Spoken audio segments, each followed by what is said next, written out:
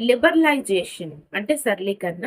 ప్రభుత్వం తన ఆంక్షలు, నియంత్రణలు సడలించి పారిశ్రామికంగా, ద్రవ్యపరంగా, విదేశీ విధానంలో, విదేశీ పెట్టుబడుల్లో ఉదార వైఖరిని పాటించడమే సరళీకరణ. అంటే మనకి ఈ విదేశీ పెట్టుబడుల్ని ఆకర్షించే విధంగా, విదేశీ వాణిజ్యాన్ని పెంపొందించే విధంగా, ఈ లైసెన్సులు ఇవన్నీ కూడా ఒక కంపెనీ స్టార్ట్ చేయాలంటే దాని విదేశీ నుంచి వచ్చి ఒక కంపెనీ మన దేశంలో పెట్టుబడి పెట్టి వ్యాపారం స్టార్ట్ చేయాలంటే లైసెన్స్ అనే విధానాలు ఇవన్నీ మిగతా విధి విధానాలన్నీ సరళీకరణ అంటే సులభతరం చేసింది.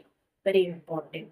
స్థూలంగా చెప్పాలంటే దేశీయ విదేశీయ రంగాలపై ప్రభుత్వ నియంత్రణను తొలగించడమే సరళీకరణ. అంటే అప్పటి వరకు ఏ కంపెనీ పైన అయినా ఏ వ్యాపారం పైన ప్రభుత్వం అనేది ఆంక్షలు అవి పెట్టి నియంత్రించేది. ఒక విధంగా చెప్పాలంటే ప్రభుత్వ నియంత్రణలోనే ఇవన్నీ ఉండేవి.